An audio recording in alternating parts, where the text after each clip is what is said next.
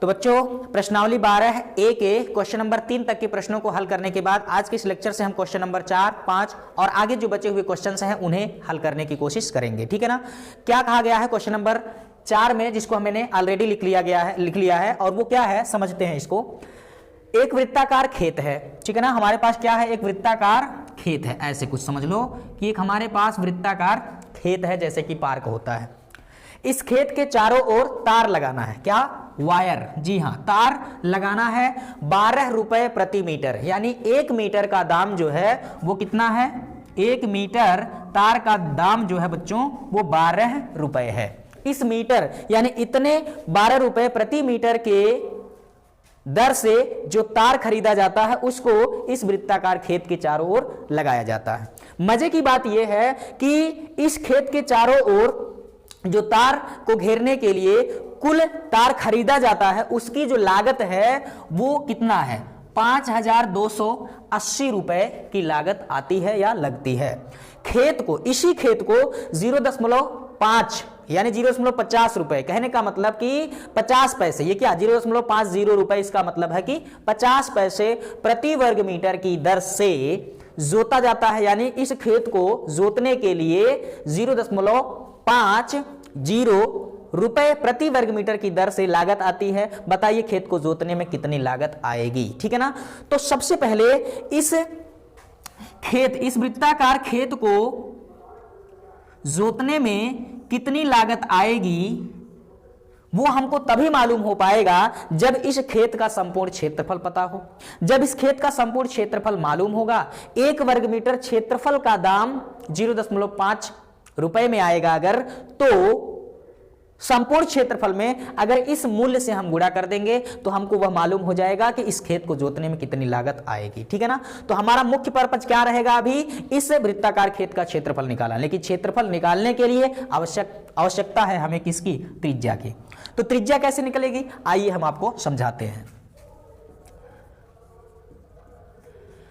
बाबू इस वृत्ताकार खेत के चारों ओर जो तार लगाया जाता है उस तार की कुल लागत आती है 5280 रुपए, जिसका दाम 12 रुपए प्रति मीटर की दर से है।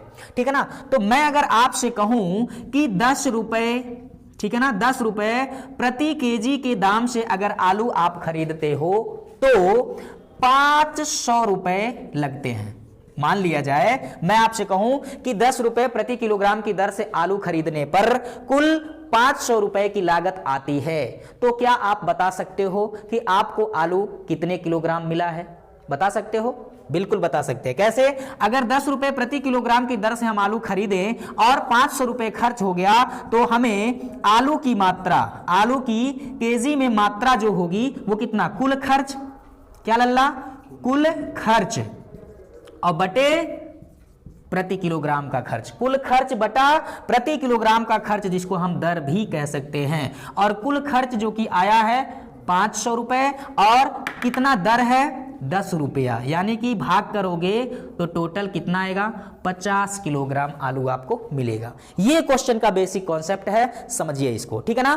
तो कुल लागत आती है 5280 रुपए और जो दर है वो कितना, 12 रुपए। तो इस वृत्ताकार खेत के चारों ओर तार लगाने में जो क्या कहते हैं, जो लागत आएगी वो कितना होगी। अब आपको दिया गया है, अब मैं निकालता हूं क्या, कि इस तार की लंबाई, मतलब वृत्ताकार खेत के चारों ओर लगाए गए तार की लंबाई जो कि इसकी परिधि होगी, क्या होगी लल्ला, परिधि होगी। तो मैं लिखता हूं खेत के चारों ओर लगाए गए तार की लंबाई, ठीक है ना। इसको मैं मिटा देता हूं, तार की लंबाई। और बाबू अगर आप लोग ध्यान से समझें कि एक चक्कर में, एक घेरा बनाने में जो तार की लंबाई होगी वह इस वृत्त की या वृत्ताकार खेत की परिधि के बराबर होगी। किसके बराबर होगी, परिधि के बराबर होगी। और अगर इसकी त्रिज्या, वृत्ताकार खेत की त्रिज्या अगर हम लोगों ने r मान लिया है तो इसका परिधि होगा 2 पाई r, ठीक है ना। तो पहले यहां हम देखते हैं कि खेत के चारों ओर लगाए गए तार की लंबाई, और यह तार की लंबाई जो होगी लल्ला वो क्या होगी, परिधि। और मैंने आपको बताया कि जो तार लगाया जाता है उसकी कीमत 12 रुपए प्रति मीटर है और कुल लागत 5280 आता है। तो हम क्या लिखेंगे, कुल लागत या कह सकते हैं कुल खर्च बटा प्रति किलोग्राम, प्रति मीटर का खर्च, जिसको हम कह सकते हैं दर, ठीक है ना। तो परिधि अगर त्रिज्या r माने हैं तो आ जाएगा 2 पाई r, कुल खर्च 5280 ये दिया गया है, ठीक है ना। और दर का मतलब प्रति मीटर का खर्च 12 रुपए, ठीक है ना। तो आप इसको डिवाइड करोगे, 12 चौके 48 हो जाएगा, ठीक है ना। 4 बच गया, यहाँ 48 हो जाएगा, 12 चौके 48 यानी 440 हो जाएगा, ठीक है ना। r का मान यहाँ से हमको निकालना होगा 440 के बटा 2 पाई, ये 2 पाई को पक्षांतर कर दिया हमने तो बटे में आ गया 2 पाई। अब क्या होगा, 440 के बटा 2 गुणे पाई का मान आप लिख सकते हैं 22/7, ठीक है ना, 22/7। अब ये 22 कट जाएगा, 22 दूना 44 आ जाएगा, ये ऊपर जाएगा, या 2 से इसको भी काट दो 10 हो जाएगा। तो यहाँ पर 7 पहली गुणे 34 से ऊपर जब जाएगा तो 10 गुणे 7 होगा, और 10 साते 70 क्या मीटर। त्रिज्या कितनी हो जाएगी वृत्ताकार खेत की, 70 मीटर हो जाएगी। अब इस खेत को जोतने में अगर आपसे पूछा होता कि त्रिज्या कितनी होगी तो 70 मीटर होगा इस वृत्ताकार खेत की त्रिज्या। अब हमसे पूछा गया है इस वृत्ताकार खेत को जुतवाने में कितना खर्च लगेगा, तो इसका क्षेत्रफल निकालिए और प्रति मीटर का खर्च हमको, प्रति वर्ग मीटर क्षेत्र का जो जुताई का खर्च है वो हमको दिया गया। तो पहले हम क्षेत्रफल निकालते हैं, ठीक है ना। तो कहां से लिखा जाए, चलो यहीं से लिख देते हैं हम। मैं लिखता हूं वृत्ताकार खेत का क्षेत्रफल, वृत्ताकार खेत का या वृत्ताकार खेत का क्षेत्रफल, ठीक है ना। वृत्ताकार खेत का क्षेत्रफल जो कि होता है वृत्त का क्षेत्रफल पाई r स्क्वायर, ठीक है ना। तो पाई का मान 22/7 रख लेंगे, r का मान अभी हम लोगों ने निकाला है 70 का स्क्वायर, ठीक है ना। तो 22/7 गुणे 70 का स्क्वायर 70 गुणे 70, ठीक है ना। ये 7 दाहें 70, ठीक है ना। 22 साते 154 हो जाएगा, 22 साते 154 के बाद 1020, तो ये हो जाएगा 15,400 वर्ग मीटर। ये आ गया इस वृत्ताकार खेत का क्षेत्रफल, ठीक है ना। कितना, 15,400 वर्ग मीटर। अब देखना लल्ला, यहां पर दिया है प्रति वर्ग मीटर का खर्च 0.50 रुपए। इसका क्या मतलब है कि 1 वर्ग मीटर का खर्चा इतना है। तो अगर 1 वर्ग मीटर का खर्च पड़ता है 0.50 रुपए, तो 2 वर्ग मीटर का कितना होगा, इसमें 2 का गुणा कर देंगे, इसमें 2 का गुणा कर देंगे, ठीक है ना। 3 वर्ग मीटर का खर्च कितना पड़ेगा, तो इसमें 3 का गुणा कर देंगे। 4 वर्ग मीटर का खर्च कितना पड़ेगा, तो इसमें 4 का गुणा कर देंगे। कहने का मतलब यह है कि जितना वर्ग मीटर क्षेत्रफल हमारे पास है खेत, उसमें इस प्रति वर्ग मीटर की लागत से हम गुणा कर देंगे, तो खेत को जोतने में टोटल कितना खर्च आता है ये हमको प्राप्त हो जाएगा। हमारे पास जो खेत का क्षेत्रफल है वो कितना है, 15,400। तो अब मैं लिखता हूं खेत को जोतने में, ठीक है ना, या खेत को जोतने में लगा कुल खर्च, ठीक है ना, कुल खर्च। तो क्या करेंगे, 15,400 में गुणा कर देंगे कितना रुपए से, 0.50 रुपए से, ठीक है ना। अब गुणा कर लेंगे तो कितना आ जाएगा, 5 चौके 20 हो जाएगा 2, और 5 पचे 25 और 2 27 हो जाएगा, 5 एकम 5 और 2 7 हो जाएगा, ठीक है ना। उसके बाद 1020, ठीक है ना। अब क्या करेंगे, आपको दशमलव लगाना है 1 अंक के बाद, ठीक है ना। ये 0 का गुणा नहीं किया तो 1 अंक के बाद दशमलव लगाएंगे, इतना हो जाएगा 7700 इतना रुपए। तो इस तरह से हो जाएगा क्या कि हमारे पास जो 15,400 वर्ग मीटर खेत का क्षेत्रफल था उसको 0.50 रुपए की दर से जोतने के लिए या जुतवाने के लिए जो खर्च या लागत आएगा वो 7,700 रुपए, कितना, 7,700 रुपए आएगा। बच्चों आई होप आप लोग को समझ में आ गया होगा कि इस क्वेश्चन का बेसिक कॉन्सेप्ट क्या था, उसको हमें कैसे हल करना है, ठीक है ना। फटाफट स्क्रीनशॉट ले लीजिए। अब हम चलते हैं क्वेश्चन नंबर 5 की तरफ।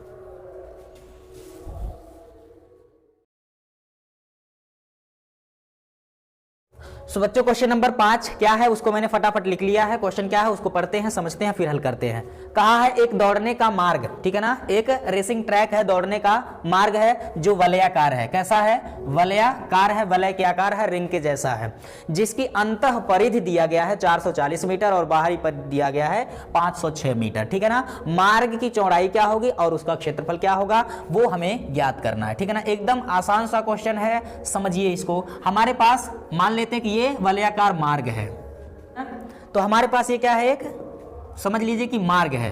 वलयाकार क्या है? एक मार्ग है, ठीक है ना। वृत्ताकार कह सकते हो, मार्ग है। इसकी अंतः परिधि क्या है, बाह्य परिधि क्या है, ये आप लोग को अच्छे से दिख रहा होगा, ठीक है ना। आपको समझ में आ गया होगा कि अंतः परिधि मतलब किसकी बात कर रहे हैं, बाह्य परिधि मतलब किसकी बात कर रहे हैं। तो वहां अगर केंद्र माने, ठीक है ना, तो ये होगा अंतः वाली त्रिज्या, अंदर वाली त्रिज्या, इसको मैं मान लेता हूं स्मॉल r, ठीक है ना। और ये होगा बाहर वाली त्रिज्या, ठीक है ना। अंदर की बाउंड्री की त्रिज्या स्मॉल r, बाहर वाली बाउंड्री की त्रिज्या कैपिटल R। अब अगर हमें मार्ग की चौड़ाई निकालना होगा, अगर मार्ग की चौड़ाई निकालना होगा तो हमें बाहरी त्रिज्या में से आंतरिक त्रिज्या को क्या करना है, घटा देना। तो हम मान लेंगे कि इस वृत्ताकार या वलयाकार मार्ग की आंतरिक त्रिज्या, मैंने लिखा नहीं, आप लोग समझ लीजिएगा कि आंतरिक त्रिज्या स्मॉल r है और बाहरी त्रिज्या क्या है, कैपिटल R है, ठीक है ना। अब देखो लल्ला, अंतः परिधि, ठीक है ना, अंतः परिधि दिया गया है, ठीक है ना। अंतः परिधि जो कि दिया है 440 मीटर, ठीक है ना। अब परिधि का सूत्र लगाइए। अगर अंतः त्रिज्या r है तो अंतः परिधि 2 पाई r होगा। बोलो होगा? बिल्कुल होगा। बराबर 440, r का मान निकालिए और ये हो जाएगा 440 के बटा 2 पाई, ठीक है ना। पाई के मान को फटाफट रख लेंगे। 440 के बटा 2 गुणे पाई का मान 22/7, ठीक है ना। 22 दूना 44, 20 आ जाएगा, ठीक है ना। अब ये इसको काटेंगे, 2 दाहिम 20, ये 7 पहली गुणे 34, ये बटे में है, सबसे ऊपर जाएगा तो 7 दाहिम 70, ठीक है ना। ये आ जाएगा क्या, 70 मीटर। आंतरिक त्रिज्या हो गया 70 मीटर, ठीक है। अब इसी तरह से आपको क्या करना है, बाह्य त्रिज्या निकाल लेनी है। तो यहां से मैं लिखता हूं, ये हटा देंगे, ठीक है ना। अब मैं लिखता हूं बाहरी त्रिज्या, क्या लल्ला, बाहरी त्रिज्या नहीं, सॉरी, परिधि, बाहरी परिधि जो कि दिया गया है 506, कितना दिया गया है, 506 मीटर दिया गया है। अब अगर बाहरी त्रिज्या हम लोगों ने कैपिटल R माना हुआ है तो बाहरी परिधि का सूत्र जो कि कितना होगा, 2 पाई कैपिटल R बराबर 506। कैपिटल R का मान भी निकालेंगे, 506 के बटा 2 पाई, 2 गुणे पाई आएगा। पाई का मान यहाँ एक लाइन स्टार्ट करते हुए मैं लिख देता हूँ 22/7 और ये 7 जाएगा ऊपर, ठीक है ना। तो ये 22 से काट देंगे, 22 दूना 44, 6 बच गया, 22 तिया 66, ठीक है ना। 7 ऊपर जाएगा तो ये हो जाएगा 23 गुणे 7 के बटा है बचे 2, ठीक है ना। अब ये 2 तो ना तो पूर्णतः 23 को डिवाइड कर पाएगा ना तो 7 को, तो इसलिए हम इसको ऐसे ही लिख देते हैं। कितना आ जाएगा, 7 तिया 21, 7 दूना 14, 14 और 2 16, 161/2 मीटर, ठीक है ना। तो ये हो गया क्या, बाहरी त्रिज्या, ठीक है ना। अब हमको सीधी सी बात है, चौड़ाई निकालना है। तो पहले जैसा कि मैंने यहां पर आपको बता दिया, मार्ग की चौड़ाई, ठीक है ना, मार्ग की चौड़ाई मैं लिखता हूं, मार्ग की चौड़ाई कैसे निकालेंगे, बाहरी त्रिज्या कैपिटल R में से अगर अंदर वाली त्रिज्या हम घटा देंगे तो ये मार्ग की चौड़ाई, ये मार्ग की चौड़ाई, हालांकि गड़बड़ बन गया, सब एक समान ही होगा, ठीक है ना, निकल जाएगा, ठीक है ना। तो बाहरी त्रिज्या 161/2 अभी अभी हम लोगों ने निकाला है, माइनस आंतरिक त्रिज्या है कितना, 70, ठीक है ना। तो कैलकुलेट करेंगे, आ जाएगा 161 और 7 दूना 14, 140 के बटा 2 हो जाएगा, ठीक है। 161 में से 140 घटा देंगे तो आ जाएगा, नीचे नहीं दिखेगा तो इधर आ जाइए, ठीक है। 161 में से 140 घटा देंगे तो इसकी जो मार्ग की चौड़ाई है, क्या है, चौड़ाई है, ये आ जाएगा लल्ला कितना, 21, कितना, 21/2, जिसको आप लिख सकते हैं 10.5 यानी 10.5 क्या मीटर। ये हो जाएगा मार्ग की चौड़ाई और होगा आपके इस पहले वाले पार्ट यानी क्वेश्चन का आंसर, ठीक है ना। दूसरा वाला जो कि हमको निकालना है इस मार्ग का क्षेत्रफल, तो हमको क्या करना होगा, बाहरी त्रिज्या लेकर के बाहरी क्षेत्रफल में से ये अंदर वाली त्रिज्या लेकर के आंतरिक क्षेत्रफल हमको घटा देना है। तो अगर कुल क्षेत्रफल में से हम ये अंदर वाला जो सादा आपको दिख रहा है इसका एरिया घटा देंगे तो हमें सिर्फ ये मार्ग जो है इस रेसिंग ट्रैक का क्षेत्रफल हमको मिल जाएगा, ठीक है ना। तो कुल क्षेत्रफल कब निकलेगा, जब बाहरी त्रिज्या लेकर के हम निकालेंगे। सादे वाले का क्षेत्रफल कब निकलेगा, जब आंतरिक त्रिज्या स्मॉल आर लेकर के हम इसको कैलकुलेट करेंगे, ठीक है ना। तो मैं लिखता हूं मार्ग का क्षेत्रफल, मार्ग का क्षेत्रफल जो कि कितना होगा लल्ला, बाहरी क्षेत्रफल पाई कैपिटल आर स्क्वायर, समझ गए, पाई आर स्क्वायर बाहरी त्रिज्या लिए हैं, ठीक है ना। अब ऐसा ये वाले इस वाले फॉर्मूले पर जब रखोगे तो सब टोटल आ जाएगा, मार्ग भी आ जाएगा और अंतः क्षेत्र जो है उसका भी क्षेत्रफल आ जाएगा। लेकिन हमको सिर्फ मार्ग का चाहिए तो ये सादा वाला घटाएंगे और सादे वाले वृत्ताकार भाग का जो क्षेत्रफल है वो कैसे निकलेगा, पाई स्मॉल आर का स्क्वायर, ठीक है ना। सो आपको क्या करना है, पाई ले लीजिए कॉमन, कैपिटल आर का स्क्वायर माइनस स्मॉल आर का स्क्वायर। आप चाहो तो पाई और कैपिटल आर स्मॉल आर का मान फटाफट यहीं पर रख लीजिए, या फिर आप यहां ए स्क्वायर माइनस बी स्क्वायर का सूत्र लगा लेंगे तो होगा एक कोष्ठक में ए प्लस बी और दूसरे में a माइनस बी। ऐसा करने से परिणाम में कोई फर्क नहीं पड़ेगा, वही आएगा। पाई का मान चाहे तो 22/7 या अभी एक लाइन और चलने दीजिए, ये हो गया पाई। कैपिटल आर का मान 161/2 जो हम लोगों ने यहां पर निकाला है, और प्लस ये हो जाएगा 70 गुणे आ जाएगा कैपिटल आर का मान 161/2 माइनस 70, ठीक है ना। तो अब क्या होगा, पाई का मान लो जी 22/7 रख ही लेते हैं, ठीक है ना। ये 70 दूना 140, 140 में 161 जोड़ेंगे तो कितना आ जाएगा बाबू, 301 और बटे कितना 2 गुणे और 161 माइनस 7 दूना 14, 140 घटा देंगे तो आएगा 21/2, ठीक है ना। अब इसी को आपको हमको क्या करना है, कैलकुलेट करते रहना है। अब आ गया 11 गुणे 301 गुणे 21, 21 का इसमें गुणा कर लेते हैं, 21 एक कम 21 हो जाएगा 2 और 21 का 0 में गुणा करेंगे 0 और ये 2 हो जाएगा, 21 3 63 और बटा 7 दूना 14, ठीक है ना। अब गुणा कर लेंगे पुनः, 11 के नम 11 हो जाएगा, 1 11 दूना 22 और 1 23 को 3 2 11 3 33 और 2 35 को 5 3 बच गया, 11 6 के 66 और 3 69/14, ठीक है। फटाफट भाग कर दीजिए, भाग कर देते हैं 69 531 में भाग कर देते हैं किससे, 14 से, ठीक है ना।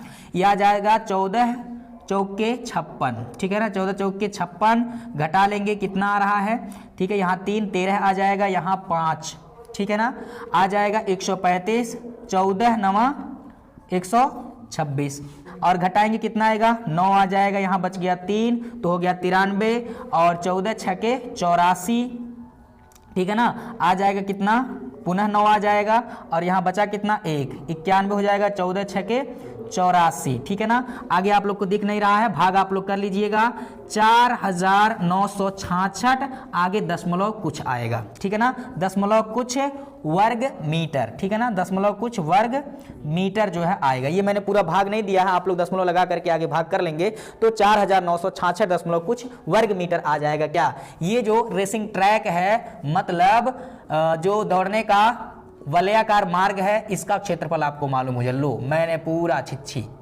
ये पूरा कचरा हो गया, ठीक है ना।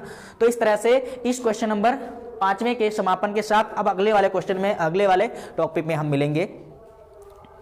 तो इसी के साथ इस क्वेश्चन नंबर 5वें के समापन की आप सबको बहुत बहुत शुभकामना। अगले वाले लेक्चर में मिलेंगे क्वेश्चन नंबर 6 और आगे के प्रश्नों को लेकर के। तब तक के लिए आप सभी हमें दीजिए इजाजत। जय हिंद, जय भारत।